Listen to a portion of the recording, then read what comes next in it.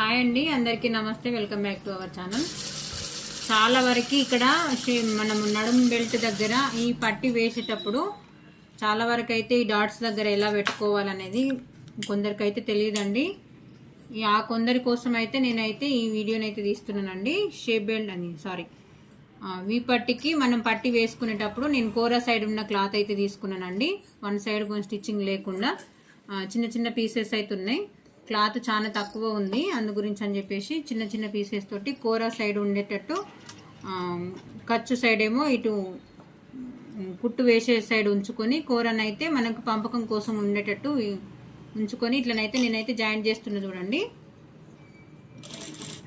పంపకం చేసేటప్పుడు పట్టేసినట్టు ఉండకుండా ఇక్కడ ఈ డాట్ దగ్గర మాత్రం చిన్నగా ఒక ఫిరిట్ లాంటిది అయితే పెట్టుకోవాలండి. చూడండి, ఇప్పుడు నేను ఎంత మందం అయితే పెట్టినో చిన్నగానే, మరీ పెద్దగా పెట్టుకోవద్దు.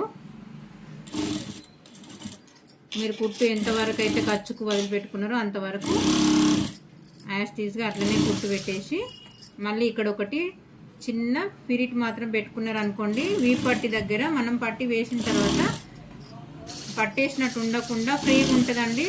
పంపకం కూడా మనకు కొంచెం ఈ ఫిరిట్లు ఈ డాట్స్ దగ్గర ఈ ఫిరిట్లు పెట్టకపోతే ఏంటంటే పట్టేసినట్టు అవుతుంది. ఇప్పుడు ఇక్కడ ఉన్న క్లాత్ ఇక్కడికి పైకి పోయేసరికి ఎక్కువ అవుతుంటుంది కదా, అడ్జస్ట్మెంట్ అనేది కరెక్ట్గా రాదు. స్ట్రైట్గా మనం ఇంతే పెడితే ఇది అనేది మనం ఇట్లా పంపకం చేసినప్పటికీ ఇంకో కుట్టు వేసి చూపిస్తాం.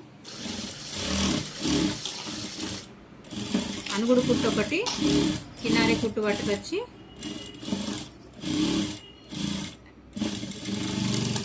ఇలా వేసినాం కదా. మనం హెమ్మింగ్ చేసేటప్పుడు ఏంటంటే ఇది ఇట్లా ఉంటుంది కదా, మనం ఇక్కడ ఈ ఫిరిట్ మాత్రం పట్టకపోతే ఇది ఇట్లే ఉండి వేసుకున్న తర్వాత ఏంటంటే పంపకము మనం వేసుకున్న తర్వాత ఒకటేసారి ఇట్లా తెగినట్టు అవుతుంది. ఇది ఇట్లా మనం డాట్ దగ్గర ఫిరిట్ పట్టినాం అనుకోండి, కొంచెము అడ్జస్ట్మెంట్ అనేది కరెక్ట్గా ఉండి పంపకం అనేది ఊడిపోకుండా ఉంటుందండి. ఈ చిన్న టిప్ అయితే యూజ్ చేసుకుంటారని చెప్పేసి మీకు అయితే వీడియో షేర్ చేస్తున్నానండి. వీడియో ఎవరికైనా యూజ్ అయితే లైక్, షేర్ అండ్ సబ్స్క్రైబ్ అండి. Thank you.